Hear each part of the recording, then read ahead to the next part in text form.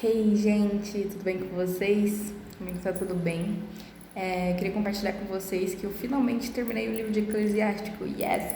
E hoje eu vou compartilhar um pouquinho com vocês sobre o que Deus falou no meu estudo bíblico. Nesse final de semana teve a renovação do compromisso dos Jovens Sarados e foi um tempo para mim de muito discernimento e que foi muito difícil eu renovar meu compromisso, apesar de eu me sentir muito chamada por Deus, por diversas razões, assim, e muita coisa que Deus me dizia respeito aos meus medos, né? E, e aí eu queria ir embora, assim, porque eu sentia que eu não conseguia mais caminhar com Deus, sabe? Eu não conseguia mais enfrentar coisas que eu precisava enfrentar, que eu não tinha forças. E Deus, ele foi... Eu tô com muito medo ainda das coisas que Deus vai preparar, né? Mas tô dando esse voto de confiança nele e tenho certeza que vai ser um tempo de muito crescimento pra mim, né? Enfim. E aí, Deus, ele é muito bom porque ele fechou todo esse meu tempo e com o livro de Eclesiástico, que foi o livro que me acompanhou nesses últimos 2, 3 meses dos meus processos, assim, da minha metamorfose, eu costumo falar, né? Mas foi um livro que eu falei, mano, sensacional. Eu toquei em coisas no livro do Eclesiástico que eu nunca tinha tocado na minha vida. E é um livro muito denso, assim, cheio de ordens, que quando eu comecei a ler, eu falei, nossa, eu vou ter que ficar 2 meses nesse livro, porque eu leio um capítulo por dia, né, da Bíblia. E tem 51 capítulos, então, tipo, foram longos dias. E às vezes dentro de um capítulo é mais divididinho, né? Mas Deus foi muito concreto comigo e eu toquei em coisas que eu toquei em verdades dele que eu nunca tocaria sem esse livro do Eclesiástico.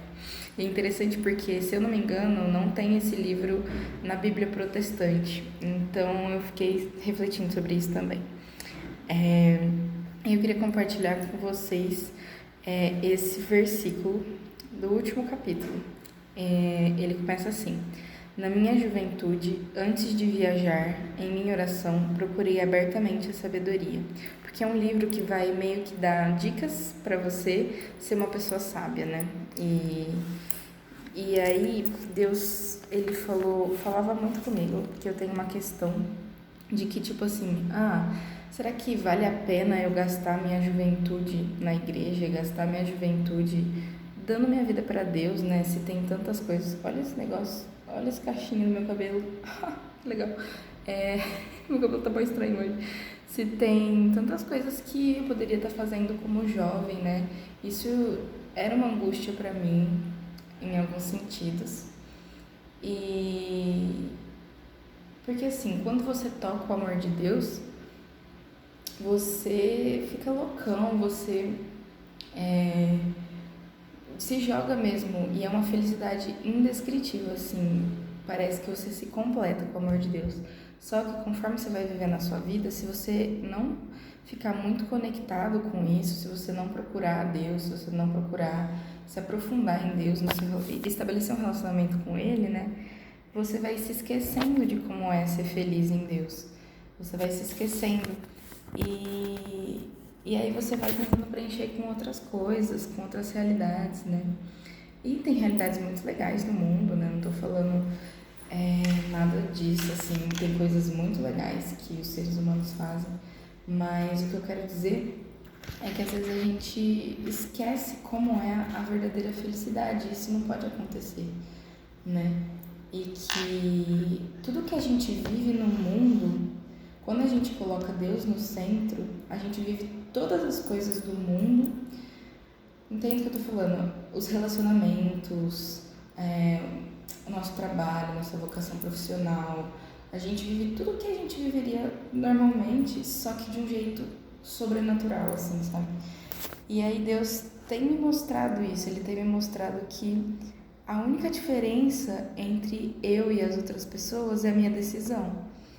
E ele sempre batia na tecla assim comigo: Ana Beatriz, você é diferente. E eu ficava brava com isso, porque eu falava: eu não quero ser diferente, porque eu queria muito que as pessoas olhassem pra mim e me aceitassem, sabe? E muitas vezes não é isso que acontece.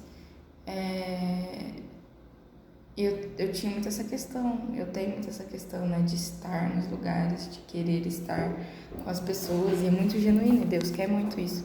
Mas Deus me dizia, você não é igual, você é diferente. Mas por quê? Porque eu sou especial, oh my God, como a Ana Beatriz é super, escolhida e tal? Não, mas porque eu descobri o amor de Deus. E por eu ter descoberto o amor de Deus, eu me decido pelo amor de Deus. Essa é a única diferença. Então, o que eu queria falar para vocês hoje é sobre a frase: muitos são chamados, mas poucos são escolhidos.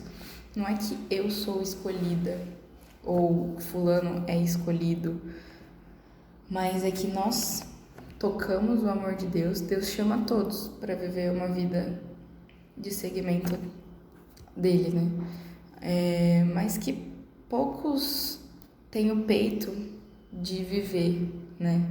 De encarar as coisas que vai precisar deixar, as coisas que vão precisar ser feitas, sabe? Porque às vezes é muito confortável. Eu sempre faço essa analogia, não sei se eu já fiz com vocês, mas é como comer, assim.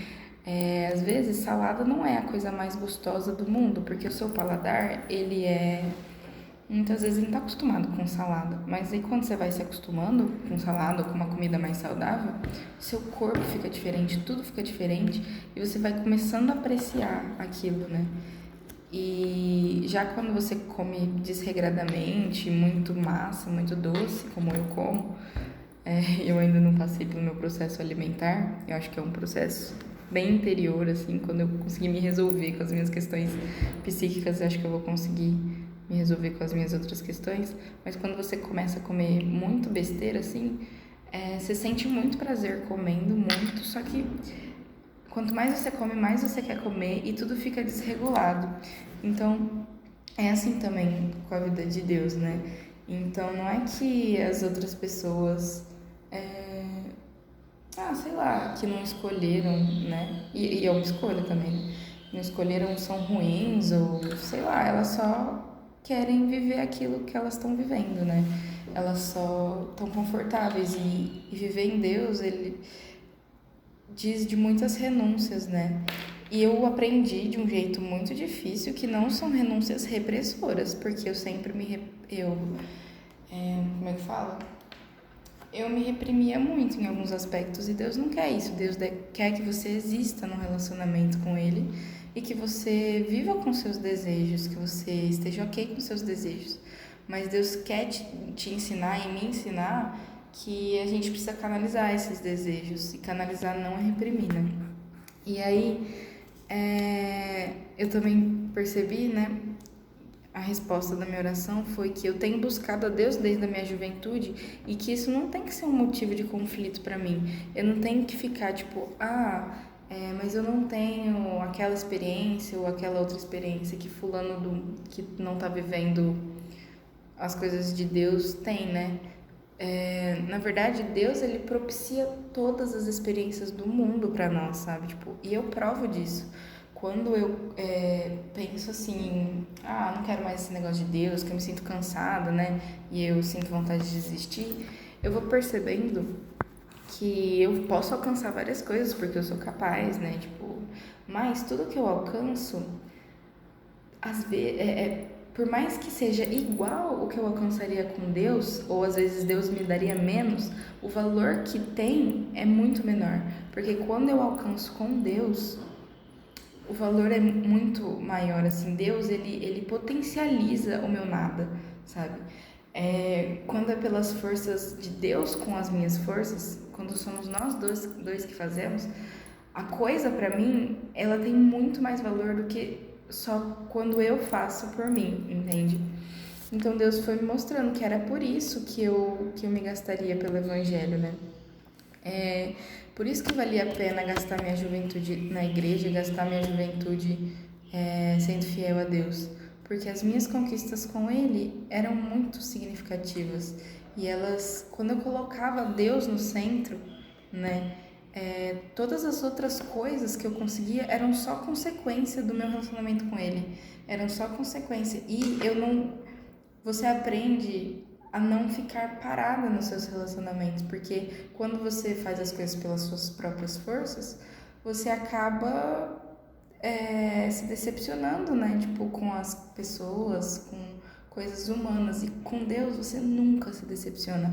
Apesar dele demorar, às vezes, de você não entender, de vocês brigarem muito como em qualquer relacionamento, Deus, ele é bom o tempo todo. E eu creio nisso. Deus, ele é concreto, assim.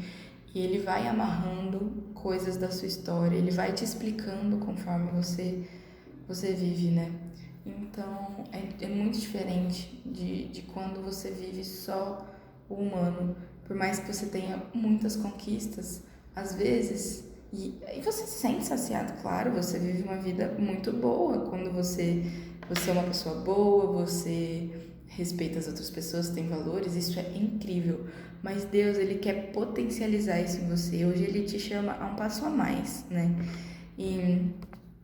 E ele te chama a não ficar mais no leitinho de neném, sabe? Mas de querer um alimento sólido. E porque nós estamos crescendo, nós precisamos crescer como seres humanos, né? E Deus, ele não quer só uma pessoa certinha, ele quer uma pessoa que caminha, que está sempre buscando mais, que quer ser quebrantado na presença dele, que quer ser moldado na presença dele, né? Tem uma música que ela fala, desenha o seu rosto em mim. Eu esqueci agora, mas como canta, mas ela fala, sim, deixo-me podar, deixo-me formar por ti, esvazia-me. Oh, vem me modelar, desenhar teu rosto em mim, e para sempre assim serei teu. E é bem isso, né? De deixar Deus moldar o que é dele em nós. E outra coisa que eu queria falar pra vocês, né, é que as perguntas são as coisas que nos movem. Às vezes eu ficava com raiva de Deus, eu falava, nossa, por que você não responde essa pergunta pra mim, né? Porque tudo tem um tempo. Porque às vezes você precisa viver uma situação, você precisa viver algumas questões para que Deus possa responder para você, para que você acolha isso. Não adianta nada você jogar vinho novo num odre velho. Se você não estiver pronto para receber o que Deus quer te dizer, o odre vai quebrar. E Deus, ele prepara as estruturas. Eu acho que eu já disse isso antes aqui no canal, mas Deus prepara o momento em que você vai conseguir receber aquela mensagem, né? E isso depende muito de nós, né? Então ele quer quebrar o nosso odre e refazer, mas às vezes a gente só não consegue, né? A gente só não consegue dar o passo.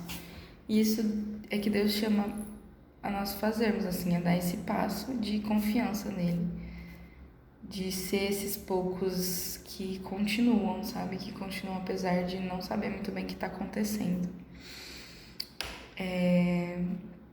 Me chama muita atenção no final de Eclesiástico também, porque Eclesiástico fala da sabedoria, o livro todo, né? E aí fala assim, diante do santuário eu pedi até o fim a sabedoria. E me lembro de Salomão, né? Que Salomão, ele só pedia sabedoria. O que você quer, Salomão? Eu quero sabedoria, Deus. E que o quanto que essa é uma oração forte e genuína, né? Não pra gente saber conseguir coisas, mas pedir para Deus a habilidade de resolver as coisas, não as coisas resolvidas, né? Eu escrevi assim, que a sabedoria de Salomão convertia corações e trazia estrangeiros ao reino. Por exemplo, a rainha de Sabá, que ficavam maravilhados com o seu discernimento, com sua unção, né? E assim ele instaurava paz no reino. Então, queria dizer isso para vocês, né? Que a gente possa ser como Salomão, que nós possamos pedir sabedoria para Deus, para escutar a voz dele no nosso sim, na nossa caminhada e discernir, né, o que ele quer falar para nós. Enfim, espero que vocês tenham gostado. Tamo junto em oração pela caminhada. Eu sempre rezo muito pela caminhada dos jovens na igreja, pela minha caminhada, acho que porque é uma questão minha, né? E Deus abençoe muito vocês, o dia de vocês. Maria passe à frente e que a gente possa reanimar nosso sim e reafirmar o nosso compromisso com Deus, que muitas vezes é tão difícil. E assim, Deus faz nova todas as coisas, viver sempre um tempo novo, acordar todos os dias dizendo: Deus, hoje eu quero viver algo novo com você. E viver as coisas com uma entrega profunda, assim, e diária, sabe? Sem se preocupar com amanhã, sem ter medo de corresponder, mesmo quando a gente não entende. Entregar mesmo nossos medos no altar de Deus. E é isso, gente. Estamos juntos na nossa caminhada de sim. Um beijão. Fique com Deus.